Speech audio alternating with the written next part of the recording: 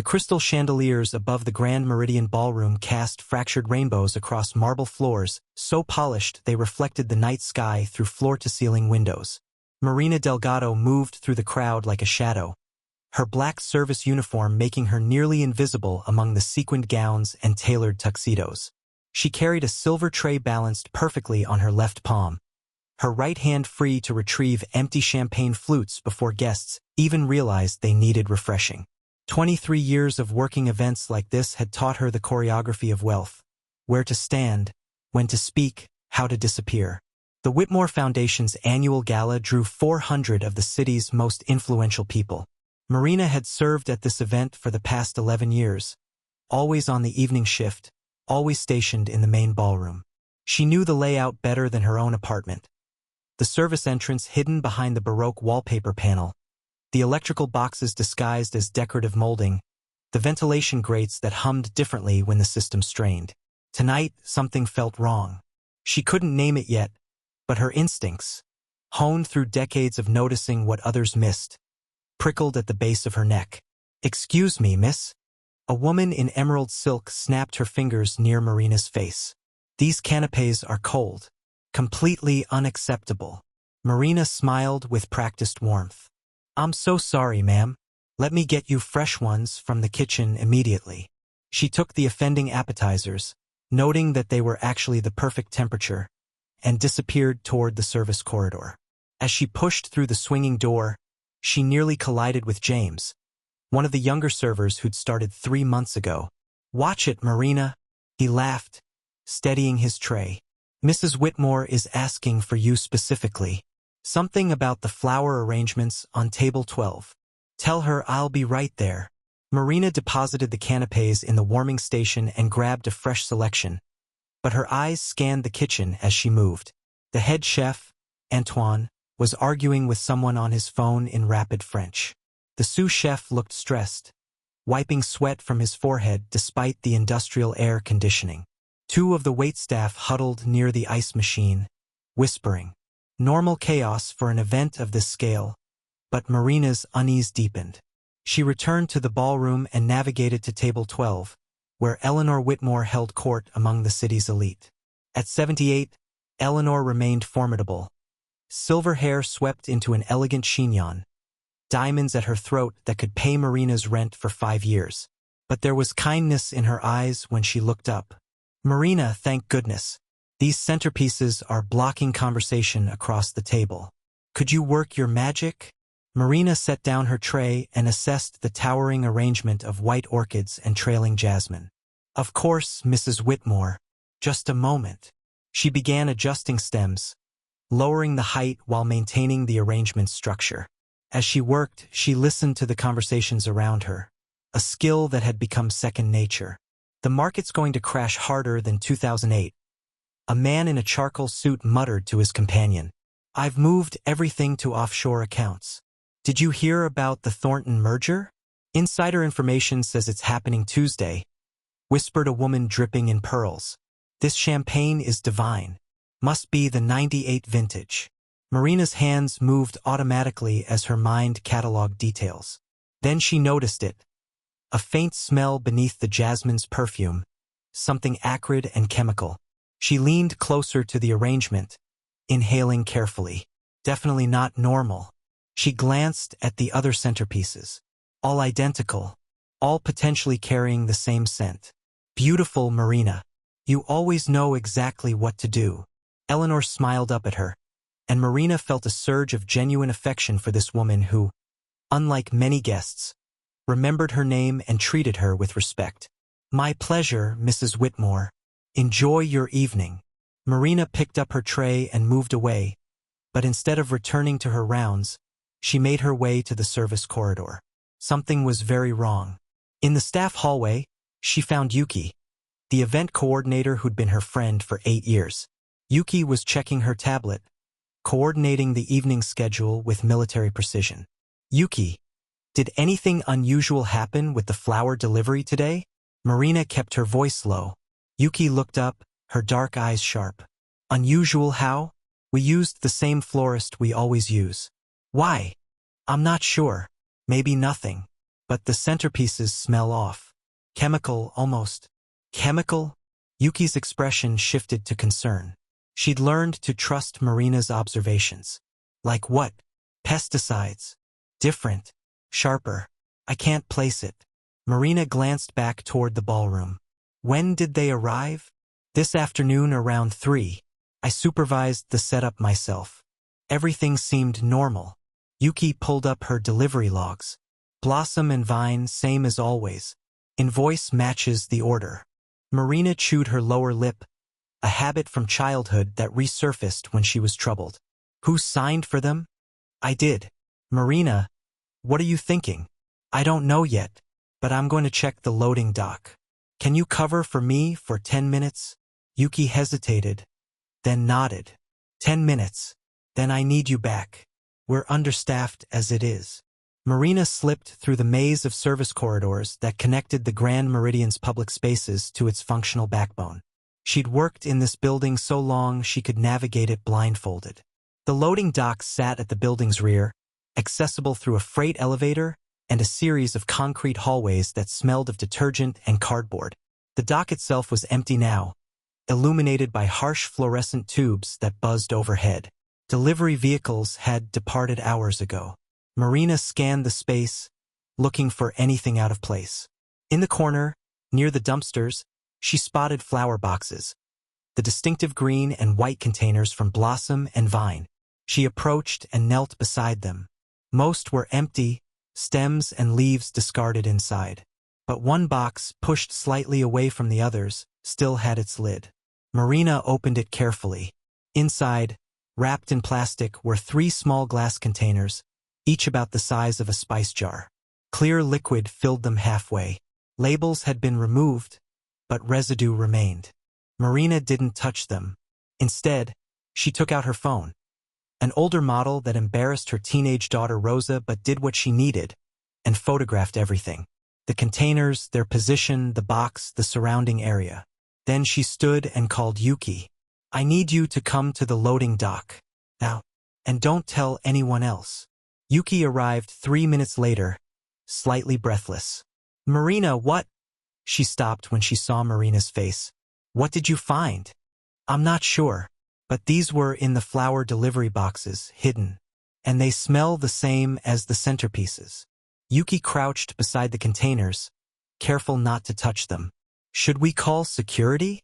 I think we should call the police. Marina's heart hammered in her chest. But first, we need to get those centerpieces away from the guests. Quietly, without causing panic. If you're wrong, then I'll be unemployed tomorrow. But Yuki, what if I'm right? They stared at each other for a long moment. Then Yuki pulled out her tablet. I'll tell the service team there's a wasp nest discovered near the arrangements. We need to remove them all immediately for guest safety. That'll get them out without questions. Good. I'm calling 911. The dispatcher answered on the second ring. Marina explained what she'd found, her location, the nature of the event. The woman's voice remained calm but urgent. Ma'am, I need you to not touch those containers. We're sending units now. Are guests in immediate danger? I don't know. The arrangements are in the ballroom. They've been there for hours. But something's not right. We're dispatching hazmat and bomb squad as a precaution. Can you clear the area without causing panic? We're working on it. Marina ended the call and returned to find Yuki already coordinating the removal. Through the service entrance, she watched as servers swooped in with practiced efficiency, apologizing to guests while swiftly removing the elaborate centerpieces. Most guests barely noticed, absorbed in conversation and champagne. But Marina noticed one man who did notice. He stood near the eastern wall, mid-50s, wearing a server's uniform she didn't recognize. His eyes tracked every removed arrangement with an intensity that made her skin crawl. When his gaze swept toward her, she turned away quickly, pretending to adjust her tray. Yuki, she whispered when her friend passed. Who's the server by the east wall? Tall, graying beard.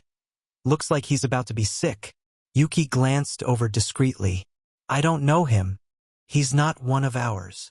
Her face went pale. Marina, get security. Now. But the man was already moving, walking quickly toward the main exit. Marina made a split-second decision that would change everything. She followed him. The Grand Meridian's layout worked against her. By the time she reached the main corridor, the man had disappeared into the crowd of guests mingling near the coat check.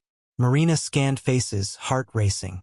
There, he was heading toward the south stairwell, moving with purpose but not running, still trying to blend in. She followed at a distance, her phone already dialing. Yuki, he's heading down the south stairs. Tell security. The stairwell was concrete and utilitarian, a stark contrast to the ballroom's opulence. Marina's sensible work shoes echoed against the steps. Below her, she heard a door slam. She increased her pace, reaching the ground floor just in time to see the man exit through a side door that led to the street. Marina burst outside into the October night. The temperature had dropped, and her breath fogged in the air. The man was half a block away, walking fast now. Marina ran. Stop! Security! She had no authority to say this, but desperation made her bold. The man glanced back, saw her, and broke into a run. Marina hadn't run like this in years. Her lungs burned, her legs protested, but she kept going.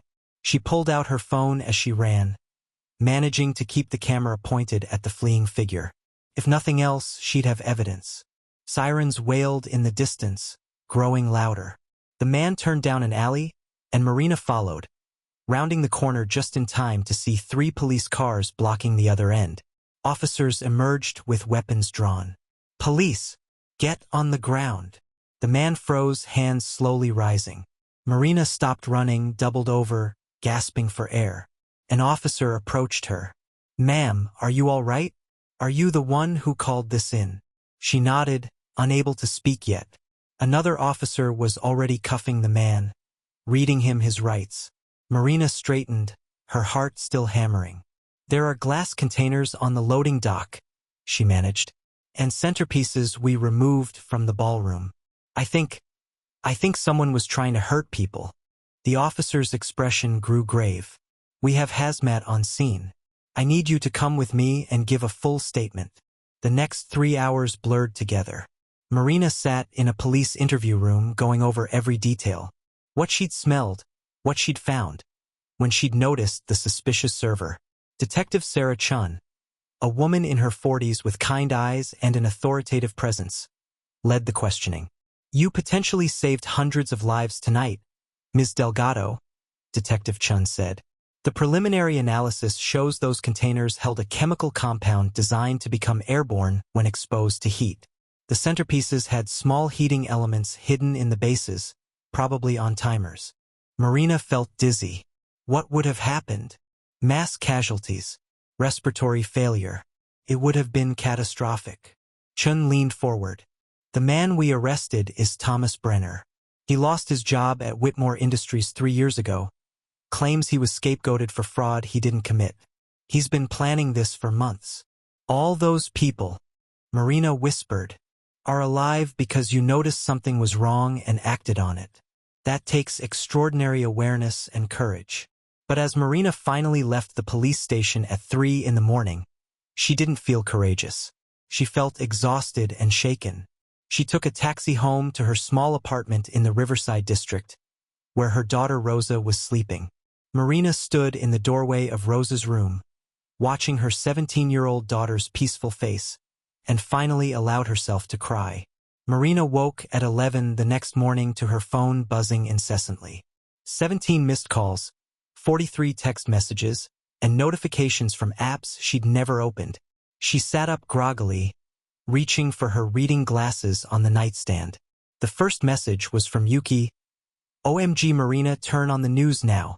She stumbled to the living room where Rosa sat on their worn couch, eyes wide, staring at the television. Mom, you're on TV. Like, everywhere. The local news showed footage of the Grand Meridian, police lights flashing. A banner read, Hero Service Worker Foils Terror Plot at Charity Gala. Marina's blurry employee ID photo from the building's security system filled half the screen. Marina Delgado, a server working the event, noticed suspicious chemical odors, and discovered hidden containers of toxic compounds, the anchor reported. Her quick thinking and decisive action prevented what authorities are calling a potentially catastrophic attack. Police have arrested Thomas Brenner, 54, who allegedly planned to release poisonous gas into the ballroom where over 400 prominent citizens had gathered. Marina sank onto the couch beside her daughter. Rosa grabbed her hand. "Mom, you're a hero. A literal hero. I just did what anyone would do." "No." Rosa's voice was fierce. "You did what most people wouldn't. You paid attention. You cared enough to check." The phone rang again. This time Marina answered. Eleanor Whitmore's voice came through, warm and emotional. "Marina, my dear, I've been trying to reach you since last night. Are you all right?" "I'm fine, Mrs. Whitmore. Just a little overwhelmed." "I can only imagine. Marina, you saved my life. You saved all of us. I'm organizing a proper tribute, but I wanted to call personally to say thank you doesn't begin to cover it." They talked for a few more minutes before Marina begged off, promising to speak more later. As soon as she hung up, the phone rang again. And again. Media outlets requesting interviews. The building management wanting to coordinate security. Friends and relatives she hadn't spoken to in years suddenly reaching out. By the afternoon, Marina had unplugged the phone and turned off her cell. She needed silence, space to process. Rosa made them lunch, grilled cheese sandwiches and tomato soup, comfort food from when she was little. "Are you going back to work?" Rosa asked. Marina hadn't thought that far ahead. "I suppose so. I need the money." "Mom, you're probably going to get a reward or something." "The news said there's always rewards for this kind of thing." Marina shrugged. Money felt abstract right now. Real was the memory of those glass containers, the sick realization of what could have happened. Real was knowing Thomas Brenner had walked among them, smiling probably, pouring wine, waiting for the moment when heat would activate his poison and people would start choking, collapsing, dying. "I need to go see someone," Marina said suddenly. "Who?" "Yuki. I need to know how she's doing." Marina drove across town to Yuki's apartment in the Hillcrest neighborhood. Yuki answered the door in sweatpants and an oversized shirt, her usually immaculate appearance disheveled. She pulled Marina into a fierce hug. "I've been worried about you. You're not answering your phone. Too many calls. I needed quiet." Marina followed her inside. Yuki's apartment was neat and modern. Everything Marina's cluttered space wasn't. "How are you?" "Honestly, I'm a mess. I keep thinking about what could have happened. I supervised that flower delivery. I signed for those boxes. If you hadn't noticed." Her voice broke. "But I did notice, and we acted on it." Marina sat beside her on the pristine white sofa. "That's what matters. The police called me this morning. They want a full statement about the event planning, security protocols, everything. Marina, they're investigating the florist too. Someone swapped out the real delivery with the poisoned one. It was coordinated." Marina absorbed this. "So there might be other people involved?" That's what Detective Chun implied. Thomas Brenner couldn't have done this alone. Yuki wiped her eyes. "I'm scared. What if whoever helped him comes after us?" We stopped their plan. Marina hadn't considered this. The thought sent ice through her veins. "We need to be careful. Stay alert." They sat together in silence for a while. Two women who'd worked countless events together, who'd shared break room coffee and complaints about difficult guests, now bonded by something far more serious. "The Whitmore Foundation called," Yuki finally said. "They want to honor us at next month's board meeting. Give us some kind of award." "That's kind," Marina said, though the idea made her uncomfortable. She didn't want attention. She never had. "Marina, you know what this means, right? Your life is going to change. People know your name now. Your face. You're not invisible anymore." Marina had been invisible for so long she wasn't sure how to be anything else. At 46 years old, she'd perfected the art of moving through spaces without being noticed. She was good at her job precisely because she could anticipate needs without intruding on conversations, refill glasses without interrupting, clear plates without disturbing the ambience. Invisibility was her superpower. But Yuki was right. That invisibility had shattered the moment she'd picked up her phone and called 911. Over the next 3 days, Marina tried to return to normal life. She went grocery shopping, took Rosa to a college tour at the state university, cleaned the apartment. But normal had shifted. Neighbors stopped her in the hallway to congratulate her. The cashier at her regular grocery store asked for a selfie. A reporter ambushed her in the parking lot, shoving a microphone in her face. "Ms. Delgado, how does it feel to be a hero?" Marina pushed past without answering, her hands shaking as she loaded groceries into her 15-year-old Honda Civic. She sat in the driver's seat for 10 minutes, breathing deeply, before she felt calm enough to drive. Rosa found her mother sitting at the kitchen table that evening, staring at nothing. "Mom, you okay? I don't know how to do this, Mija. I don't know how to be the person they're saying I am." Rosa pulled up a chair. At 17, she looked so much like her father, the same dark eyes, same stubborn chin. Carlos had died 8 years ago, a heart attack at 38 that left Marina widowed with a 9-year-old daughter and a mountain of medical debt. "You don't have to be anything except who you've always been," Rosa said. "You're the person who noticed something wrong and did something about it. That's not new, Mom. You've always been like that." "What do you mean? Remember when Mrs. Patterson upstairs fell and couldn't get up? You heard a thump nobody else heard and went to check on her. Or when that kid at my school was being bullied and you noticed bruises and reported it. You see things, Mom. You always have. You just did it on a bigger scale this time." Marina blinked back tears. "When did you get so wise?" "I learned from the best." They sat together, mother and daughter, as darkness fell outside their kitchen window. The city lights flickered on one by one, and somewhere out there, 400 people were alive who might not have been. Marina let herself feel the weight of that, the responsibility and the grace. Her phone buzzed with another call. This time, she answered. Detective Chen's voice came through, professional but warmer than before. "Ms. Delgado, I wanted to update you on the investigation. We've arrested 2 additional suspects, the florist's assistant and a security guard at the Grand Meridian. They're all cooperating now. Thomas Brenner masterminded the plot, but he had help from people with access." "That's good," Marina said. "I mean, good that you caught them. There's something else. We've been going through Brenner's files, his computer. He had detailed plans, surveillance photos. Ms. Delgado, this was meticulously organized. He'd been watching that building, those events, for over a year. He knew the routines, the staff, the security gaps." "What are you saying?" "I'm saying that someone with less observational skill, less willingness to trust their instincts, would never have caught this. You noticed something that took incredible attention to detail. That's not luck. That's skill. And I think you should know that your actions are going to change security protocols not just at the Grand Meridian, but at venues across the city.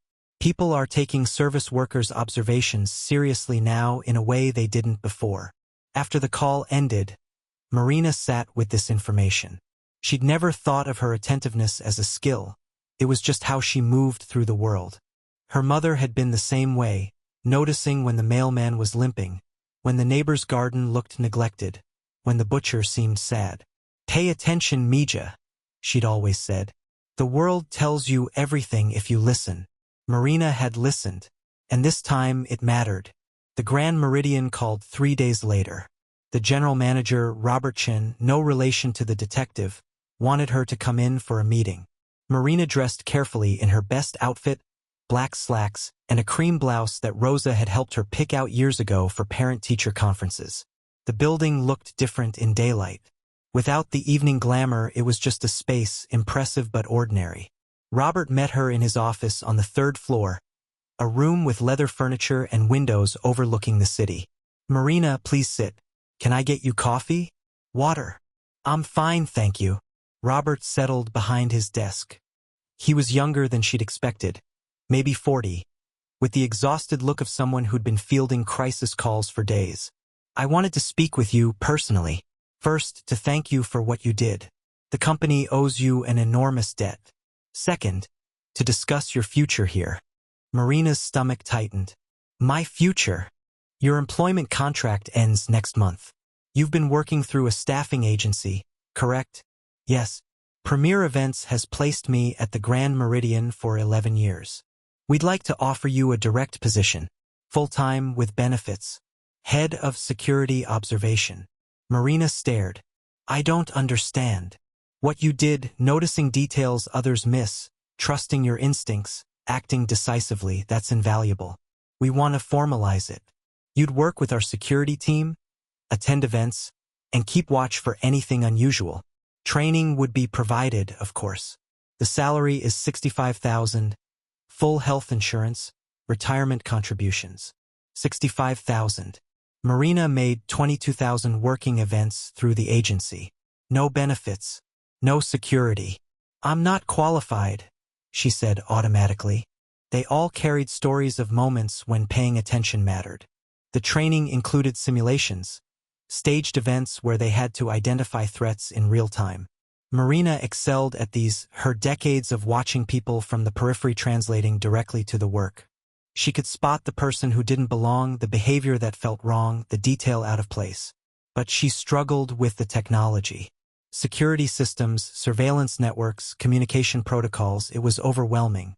Jennifer helped her practice after hours, patient with Marina's fumbling through software interfaces. You'll get it, Jennifer assured her. The observation part is the hard part, and you've already mastered that. The rest is just tools. Meanwhile, the media attention continued. A national news program wanted to interview her. A publisher inquired about a book deal. The mayor's office invited her to speak at a public safety initiative launch. Marina declined most requests, accepting only the mayor's invitation because Robert Chun said it would be good for the Grand Meridian's reputation. The event took place in City Hall, a marble and granite building Marina had never entered before. She stood at a podium before cameras and reporters. Reading from note cards Rosa had helped her prepare. I'm not a hero, Marina said, her voice shaking slightly. I'm someone who paid attention. We all have that ability. We all can choose to notice when something's wrong and take action. I hope my experience encourages others to trust their instincts and speak up when they see danger. The applause made her want to disappear. But afterward, people approached her. Service workers, teachers, security guards, all sharing stories of times they'd noticed something important, but were dismissed or ignored. I reported suspicious activity at my workplace 3 times, a janitor told her. Nobody listened until there was actually an incident. Now they have a policy that anyone can report concerns anonymously.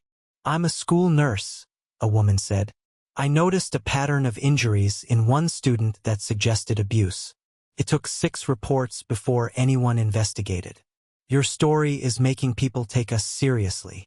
Marina hadn't realized her actions would ripple outward like this. She'd stopped one attack, but maybe she was starting something bigger, a shift in how people in service roles in observational positions were valued and heard. Back at the training center, Marcus pulled her aside after class. The Grand Meridian has requested you start early. They're hosting a major political fundraiser next week, and given recent events, security is their top priority. I think you're ready, but it's your call. Marina felt panic flutter in her chest. I haven't finished the training. You've completed the essential components. The rest is ongoing education you can do while working. Marina, they want you specifically because of who you are and what you can do. This is the job. She called Robert Chun that evening. I'm nervous about starting before I'm fully trained. You'll have our entire security team supporting you. And honestly, Marina, you already have more relevant experience than most people in the field. Trust yourself. Trust yourself. Words she'd spent a lifetime not quite believing. The night before her first official day, Marina couldn't sleep. She lay in bed, listening to the ambient sounds of the apartment building.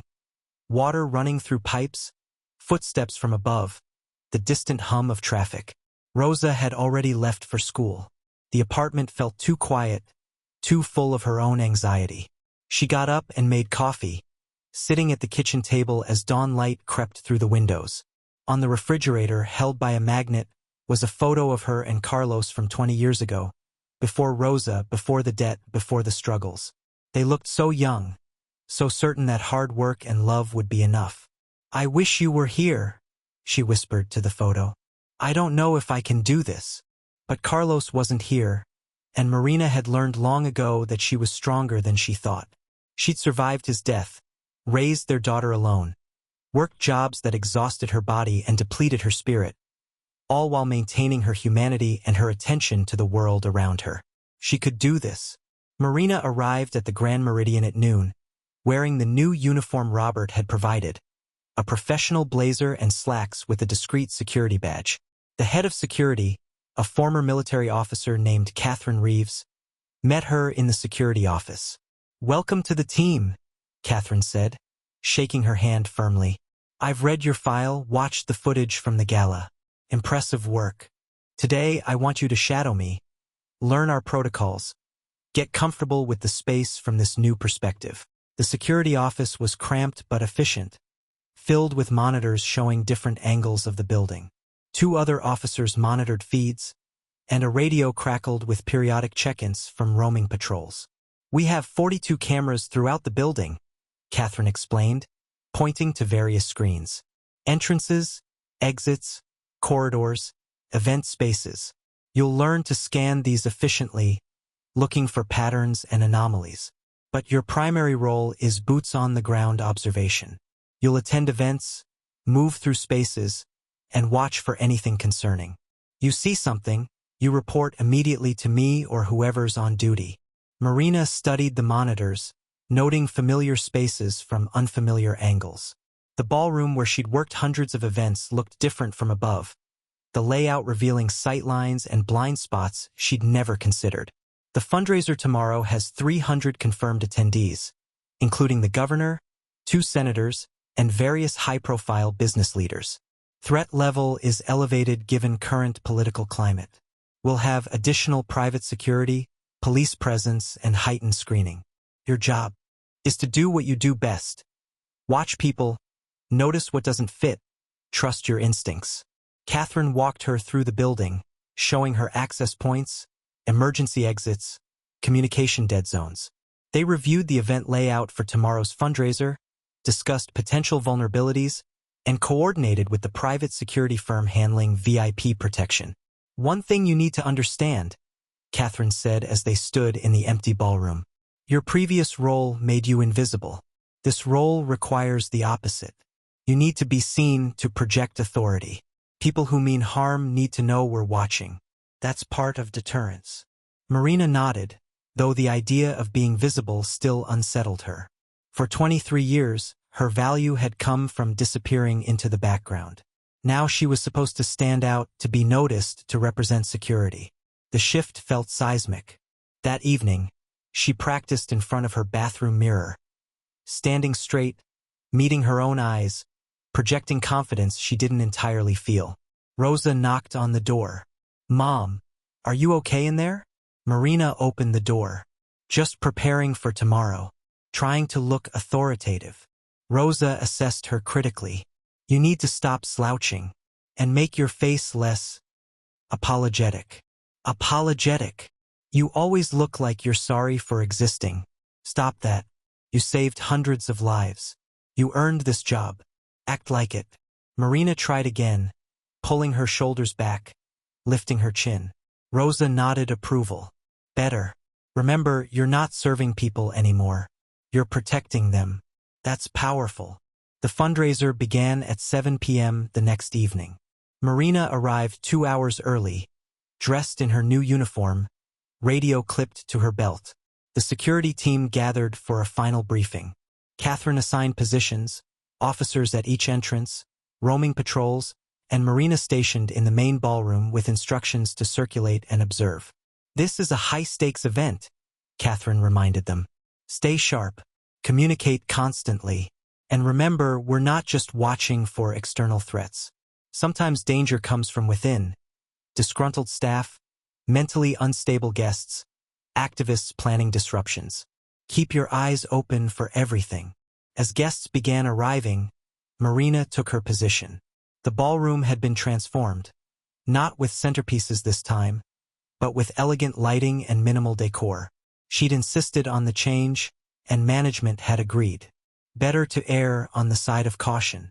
She watched guests stream in, her trained eye cataloging details. A woman in a red dress who kept checking her phone with increasing agitation. A man who arrived alone but kept glancing toward the entrance as if expecting someone. A server who moved too quickly, almost nervously, through his stations. Marina approached the server, a young man she didn't recognize from the regular staff. "Excuse me, I don't think we've met. I'm Marina with security." He looked up, startled. "Oh, I'm Tyler. I'm temp staff, just for tonight." "How long have you been working events?" "About 6 months. Through Premier Events Agency." He seemed genuine, just nervous. First-time jitters, Marina decided, but she made a note to check his credentials with the staffing coordinator. The woman in the red dress continued to pace near the bar, her anxiety palpable. Marina moved closer, positioning herself where she could observe without intruding. "I can't believe he's not here yet," the woman muttered to her companion. "He promised he'd come. This is so typical. Relationship drama, not a security threat." Marina moved on. She circulated through the ballroom, maintaining awareness of exits, crowd density, suspicious packages, or behaviors. Her radio crackled periodically with check-ins from other officers. Everything seemed normal, but Marina's instincts remained alert. Then she noticed him. A man in his early 60s, well-dressed, standing alone near the eastern wall. He wasn't drinking, wasn't socializing, wasn't eating. He simply stood there, watching. His hands were clasped in front of him, and every few seconds, his eyes swept the room in a methodical pattern. Marina observed him for several minutes. He never moved from his position, never approached anyone, just watched. She keyed her radio. "Catherine, I have a potential concern. Eastern wall, near the service entrance. Male, early 60s, gray suit. He's not engaging with anyone, just observing the room repeatedly." "Copy that. I see him on camera. Stand by." Marina waited, maintaining her position. Catherine appeared a few minutes later, moving casually through the crowd until she reached the man. Marina watched them talk, saw Catherine show her badge, saw the man reach into his jacket. Marina's hand went to her radio, ready to call for backup, but the man simply produced a business card.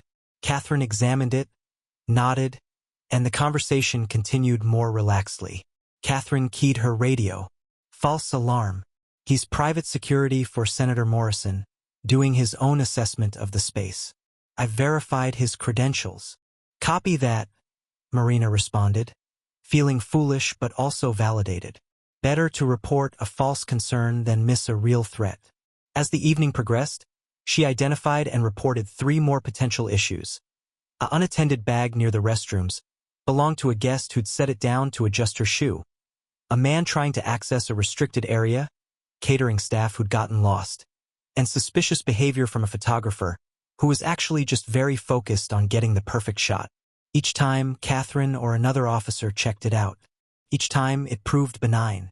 But nobody criticized Marina for being cautious. Instead, Catherine praised her vigilance during a quiet moment. "You're doing exactly what you should. We'd rather check 10 false alarms than miss one real threat. Your instincts are good. Trust them." At 11 p.m., as the fundraiser wound down and guests began departing, Marina finally allowed herself to relax slightly. The event had been successful, secure, uneventful. She'd completed her first official assignment without any major incidents. But as she helped coordinate the final sweeps of the building, checking for forgotten items and ensuring all guests had departed, she found something that made her blood run cold. In a service corridor near the kitchen, tucked behind a rolling cart, was a black backpack. Marina approached carefully, keying her radio. "Catherine, I have an unattended bag in corridor C7. It wasn't here during my earlier sweeps. Do not approach. Evacuate the corridor immediately. I'm calling bomb squad." Marina backed away, her heart racing. The building was nearly empty now, just staff and security remaining. Catherine ordered a full evacuation while bomb technicians were en route. They gathered in the parking lot, watching from a safe distance as the bomb squad entered. Marina stood with the other security officers, feeling the weight of responsibility settle on her shoulders. If this was real, if she'd found something dangerous. 30 minutes later, Catherine's phone rang. She listened, her expression unreadable, then hung up and turned to the group. It's clear. The bag contained gym clothes and a water bottle. Belongs to one of the kitchen staff who forgot it after his shift. Relief flooded through Marina, but also embarrassment. I'm sorry. I thought. You thought correctly, Catherine interrupted. Unknown bag, unusual location, high-profile event. You did exactly right. Never apologize for erring on the side of caution. But as Marina drove home in the early morning hours, exhaustion and doubt weighed on her. She'd overreacted. She'd caused an evacuation, called in the bomb squad for a bag of gym clothes. What if she couldn't do this job? What if the Grand Meridian incident had been luck, and she wasn't actually qualified for this kind of work? Rosa was still awake when Marina got home, studying at the kitchen table. How was your first day? Marina sank into a chair. I don't know. I reported everything I noticed, but half of it turned out to be nothing. I feel like I'm seeing threats everywhere. Better than missing them, right? I guess. I'm not sure I'm cut out for this. The stakes are so high. Rosa closed her textbook. Mom, do you know what I remember most about Dad? Marina shook her head. How he always said that people who doubt themselves are often the most careful, the most thorough, because they don't take anything for granted. You doubt yourself, which means you'll never get complacent. That's a strength, not a weakness. Marina's eyes filled with tears. When did you get so smart? Told you. I learned from the best. Over the following weeks, Marina settled into her new role. She worked 4 to 5 events per week, ranging from small corporate meetings to large galas. Each time she observed, reported, and learned. Some of her concerns proved valid: a drunk guest becoming aggressive, a protester attempting to disrupt a political event, a fire code violation that could have caused a stampede if emergency evacuation had been necessary. Others were false alarms, and she learned to calibrate her responses, to distinguish between genuine threats and ordinary anomalies. The other security officers began to respect her instincts. Catherine increasingly trusted Marina's assessments, assigning her to the highest profile events. The Grand Meridian's reputation for security excellence grew, attracting more prestigious clients. But not everyone was pleased with Marina's success. 3 months into her new position, she arrived at work to find anonymous notes left in her locker. You're just a lucky servant who got promoted above her station. You don't belong here. You're not real security.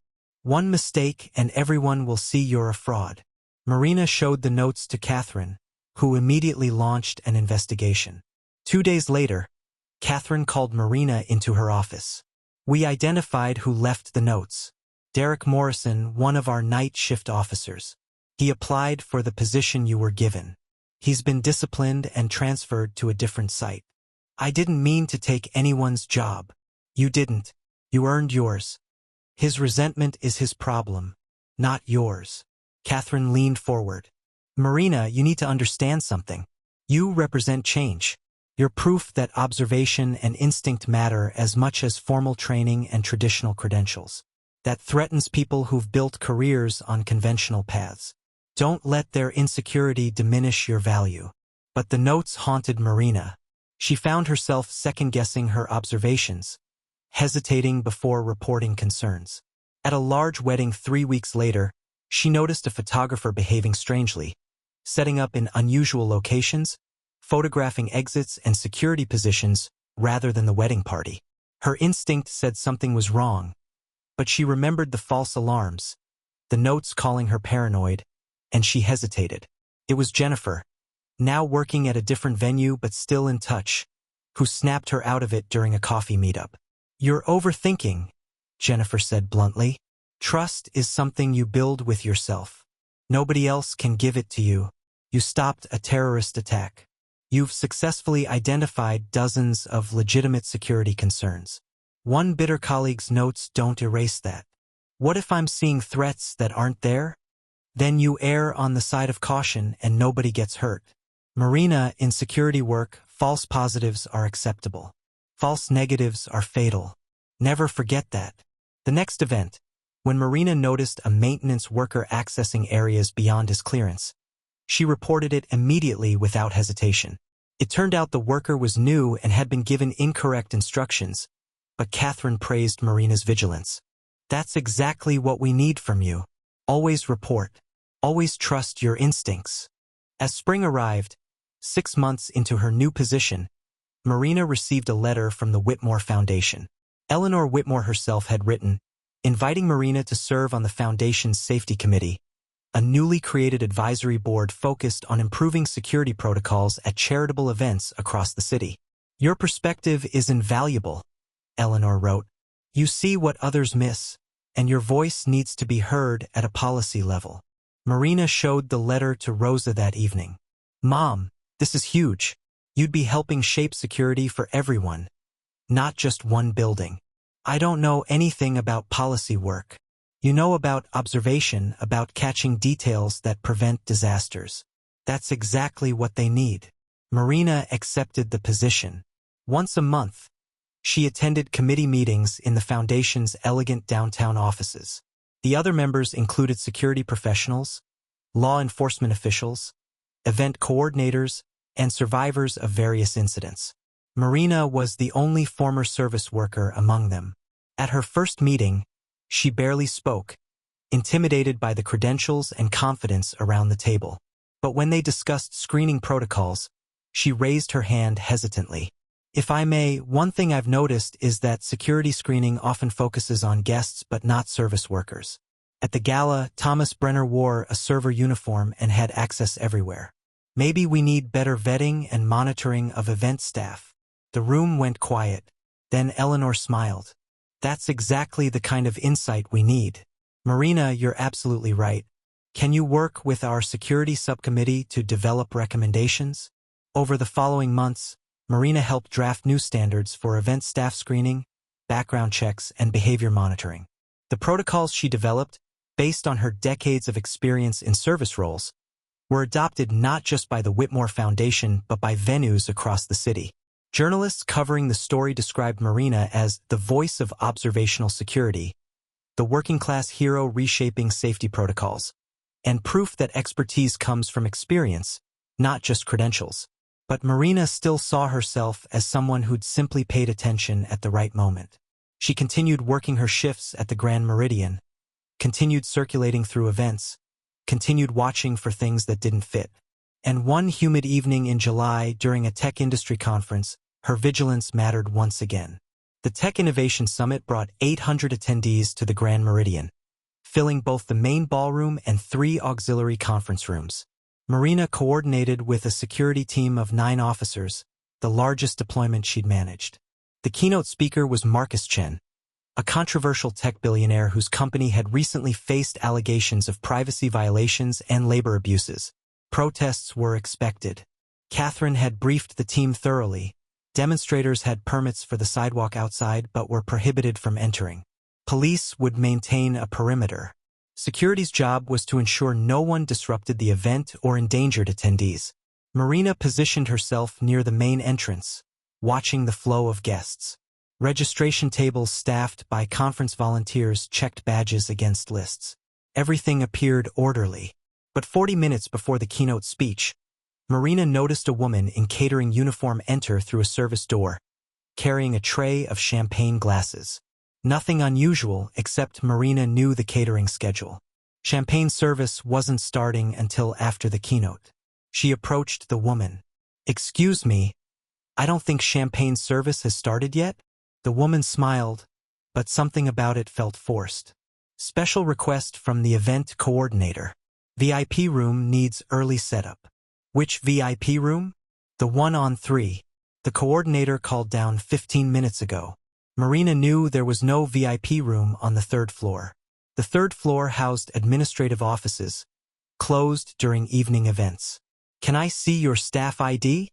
The woman's expression shifted, just slightly, but enough for Marina's instincts to scream.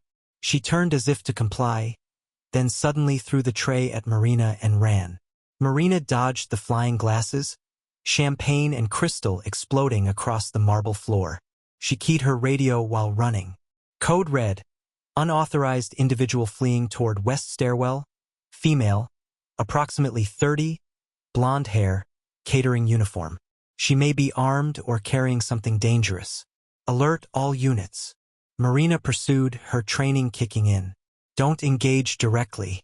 Maintain visual contact. Communicate position. She followed the woman through the service corridor, speaking continuously into her radio. West corridor, approaching service elevator. She's heading down, possibly toward loading dock. 2 officers appeared ahead, blocking the corridor. The woman skidded to a stop, trapped between Marina behind and officers ahead. She raised her hands slowly. I'm not armed. I'm not dangerous. I'm a journalist trying to get close to Marcus Chun. That's all. On the ground now, 1 officer commanded. The woman complied, and as officers moved to restrain her, Marina noticed the woman's pocket.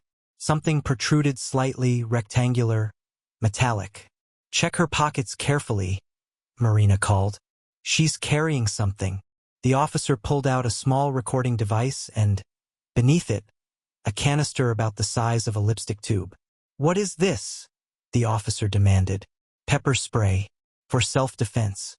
I'm a journalist investigating Chen's company. I wasn't going to hurt anyone. But Marina's instincts still churned. Check her thoroughly. Something's not right.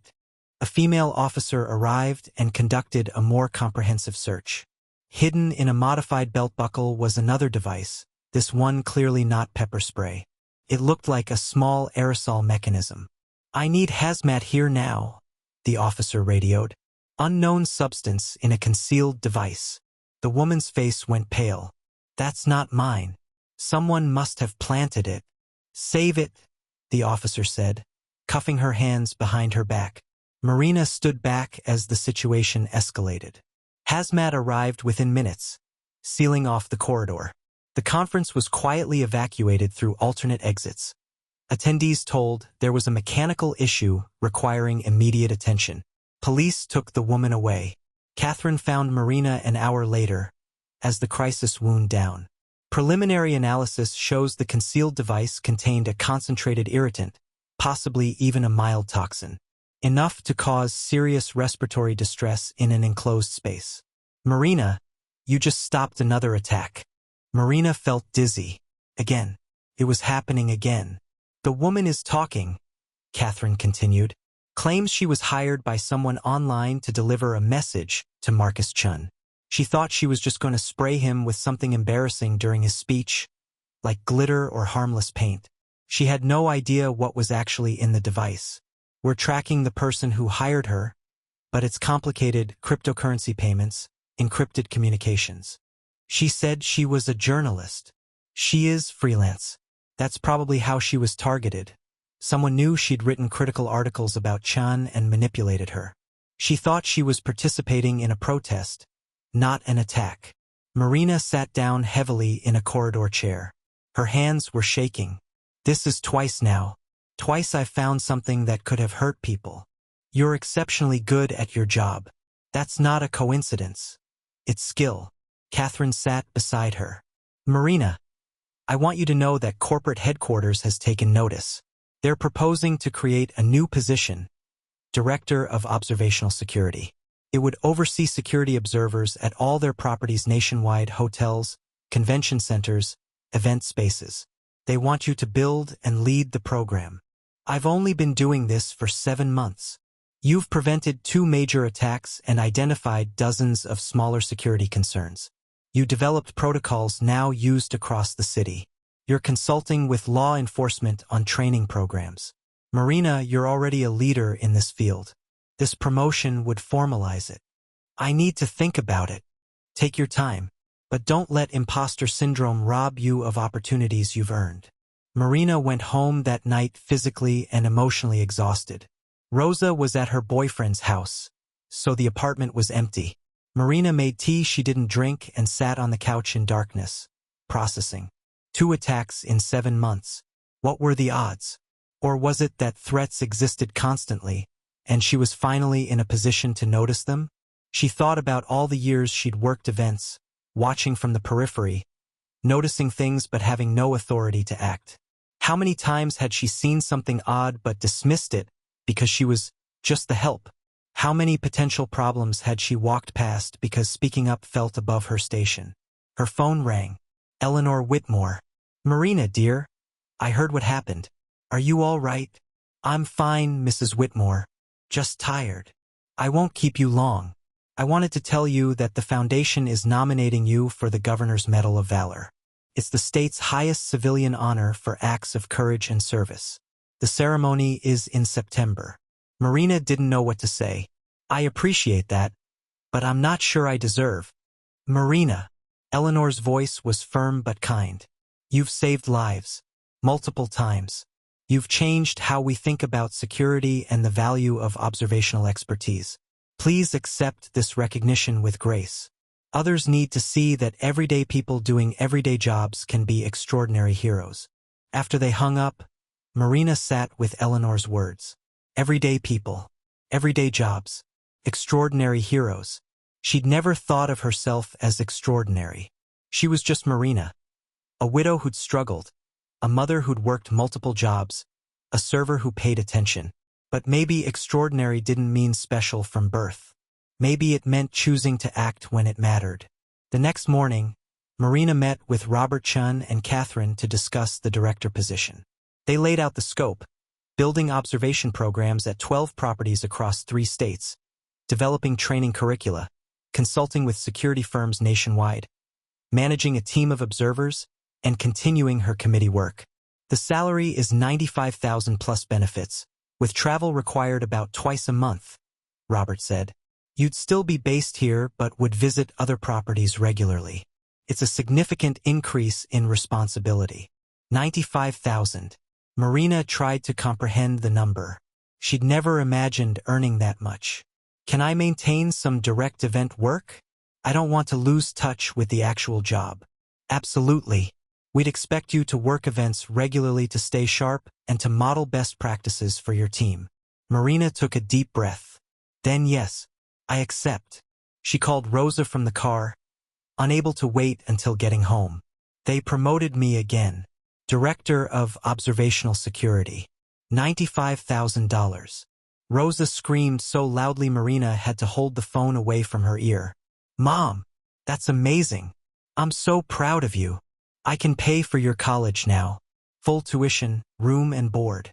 You can go anywhere you want. Rosa started crying. Are you serious? Completely. You've worked so hard, Mija. You deserve this. They talked for 30 minutes, Rosa dreaming out loud about possibilities, the state university's honors program, maybe even some private colleges she thought were out of reach. Marina listened, her heart full, thinking about how much had changed since that October night 9 months ago, when she'd noticed a strange smell in a flower arrangement. But with each promotion, each recognition came increased pressure. The media attention intensified. The day after the Tech Summit incident, Marina's face was on the front page of the Metro section. Hero Security Officer foils second attack. The article detailed both incidents, portraying her as some kind of security savant with supernatural observation powers. The attention brought uncomfortable scrutiny. Reporters dug into her background, publishing details about Carlos's death, their financial struggles, Marina's years working minimum wage jobs. Most coverage was sympathetic, but some commentators questioned whether someone without formal security training should hold such a prominent position. She's a Cinderella story, which is heartwarming, but is she qualified to direct security programs? One pundit asked on a local news show. Twice being in the right place at the right time doesn't equal expertise. Marina watched the segment with Rosa, feeling sick. They don't know anything, Rosa said fiercely. You've worked harder than anyone. You've earned everything. But the criticism stung. Marina threw herself into her new role with almost desperate energy. She visited properties in Denver, Phoenix, and Portland, assessing their security programs and interviewing potential observers. She developed training materials drawing from her experience. She met with security firms and law enforcement agencies, sharing insights about observation-based security. The work was exhausting but fulfilling. She hired Jennifer as her first regional supervisor, overseeing West Coast properties. Together they built a team of 12 observers, people from diverse backgrounds who shared Marina's gift for noticing details. A former teacher who'd prevented a school shooting, a retail worker who'd identified multiple theft rings, a nurse who'd caught patient abuse, people whose attentiveness had mattered, who understood that observation was both skill and responsibility.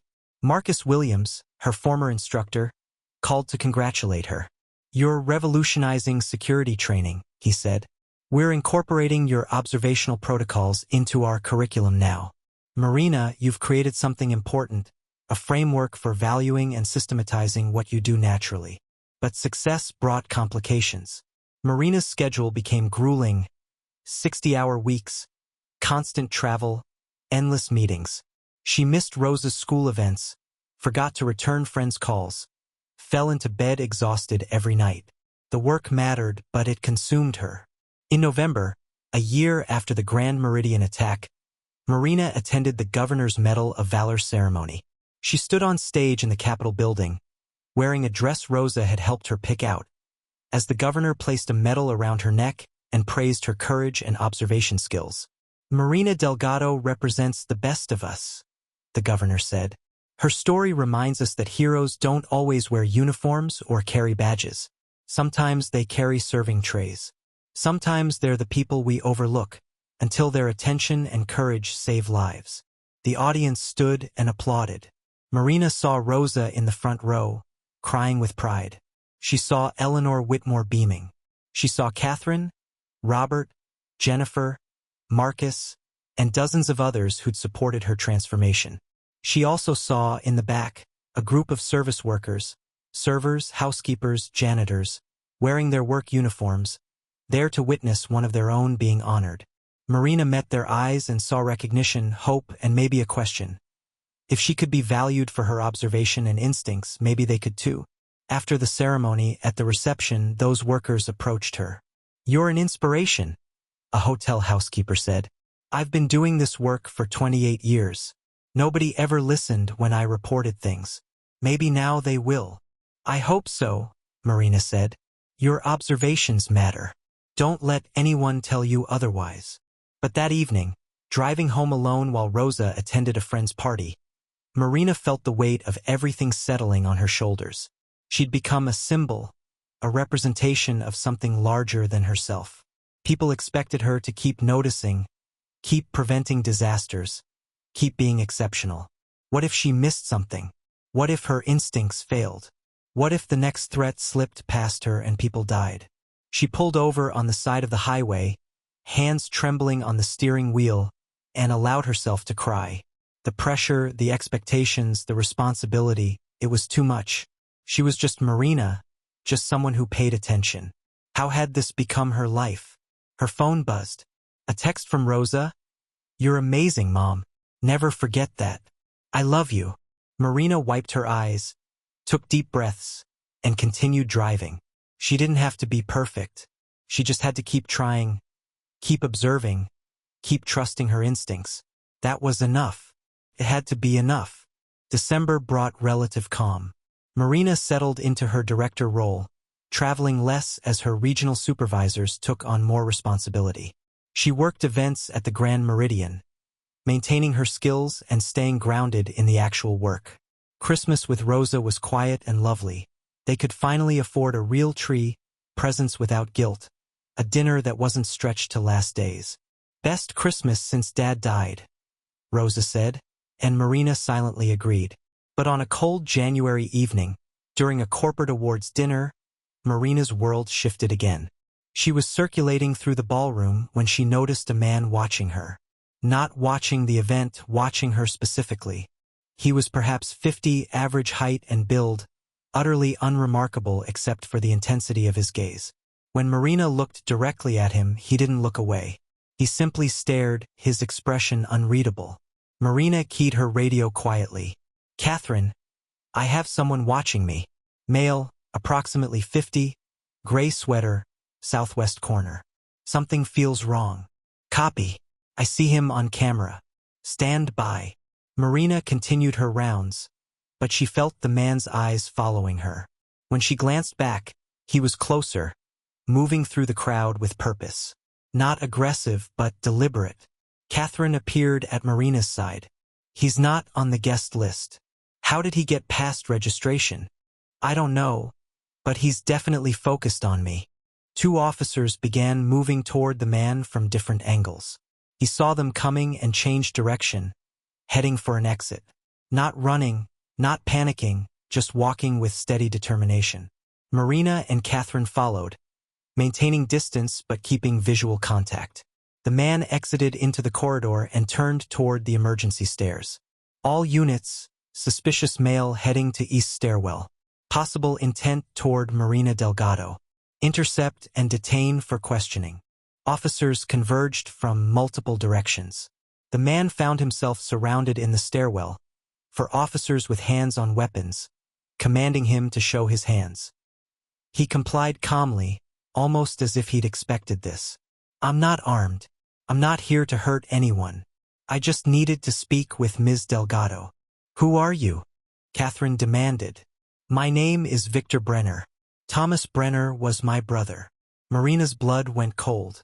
Thomas Brenner, the man who'd tried to release poison gas at the gala. The man currently serving multiple life sentences for attempted mass murder. Step back, Marina, Catherine ordered, moving between her and Victor. But Victor kept his eyes on Marina. I'm not like him. I didn't know what he was planning. When I found out what he tried to do, I was horrified. I've spent the past year trying to understand how my brother became capable of such evil. I've been in therapy. I've spoken with FBI profilers. And I've thought a lot about you, Ms. Delgado. You need to leave, Catherine said. Now. Please, just let me say this.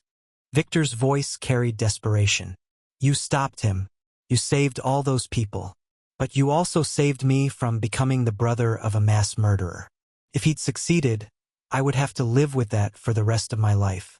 You gave me a different story to tell about my family. I just needed to thank you. That's all. Police arrived and escorted Victor from the building. Marina stood in the stairwell, shaking. Are you okay? Catherine asked. I don't know. I wasn't expecting that. We'll check him out thoroughly, make sure he's legitimate. But Marina, this is going to keep happening. You're connected to a major case. People will have reactions. Gratitude, resentment, curiosity. You need to be prepared for it. But how did you prepare for the brother of a would-be mass murderer showing up to thank you? How did you prepare for any of this? That night, Marina couldn't sleep. She lay in bed, staring at the ceiling, replaying Victor Brenner's words. She'd never thought about Thomas Brenner's family, about the ripple effects beyond the potential victims. She'd saved people from dying, yes, but she'd also saved others from the trauma of being related to a killer. The complexity of it, the ways one moment of attention had cascaded into consequences she couldn't have predicted, overwhelmed her. The next morning, Detective Chun called. I heard about the incident last night. I wanted to let you know that Victor Brenner checks out. He's a high school teacher, no criminal record, has been in therapy since his brother's arrest. He's not a threat. But Marina, I think you should consider getting security training specifically about managing public attention and potential stalkers. You've become a public figure. That brings risks. Marina attended a 2-day workshop on personal security for public figures. She learned about maintaining privacy, recognizing concerning behavior, managing public interactions, and protecting her family. It felt surreal. She was being trained to protect herself because she'd protected others. When she returned home, Rosa was waiting with news. I got accepted to State University's honors program. Full scholarship for academics, plus your job will cover the rest. Mom, I'm going to college without any debt. They held each other and cried happy tears. And in that moment, everything felt worthwhile. The pressure, the scrutiny, the fear, all of it mattered because Rosa had opportunities now, because their lives had fundamentally changed. Dad would be so proud of us both, Rosa whispered. He would, Marina agreed. We did it, Mija. We actually did it. Spring arrived with renewed purpose. Marina's observation security program expanded to 20 properties across 5 states. She hired 30 observers, trained 50 security officers in observational protocols, and consulted with law enforcement agencies in 12 cities. The work was meaningful but relentless. In April, the National Security Institute invited her to speak at their annual conference in Washington, D.C. Marina stood before 300 security professionals, law enforcement officials, and government representatives, telling her story and explaining observational security principles. Most security focuses on barriers, checkpoints, screening, surveillance technology, she said, her voice steady despite nervousness. These are important, but threats often slip through technological gaps. What stops them is human observation. Someone noticing what doesn't fit. Someone trusting their instincts. Someone brave enough to report concerns even when they're not certain. She described the Grand Meridian attack, the Tech Summit incident, and the dozens of smaller interventions her observers had made. Identifying suspicious packages, recognizing concerning behaviors, preventing thefts, stopping harassment. Each story demonstrated how attention and action prevented harm. The people doing this work come from everywhere, Marina continued. Service workers, teachers, nurses, retail employees, anyone whose job requires watching people and environments.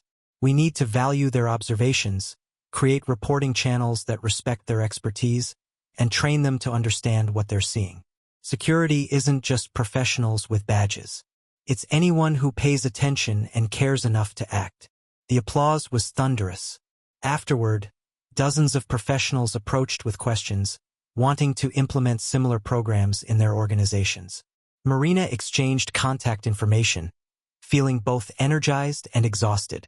Detective Chun, who'd attended the conference, pulled her aside. You're changing the profession.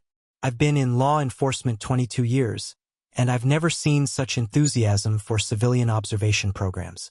You've tapped into something important, but not everyone was enthusiastic.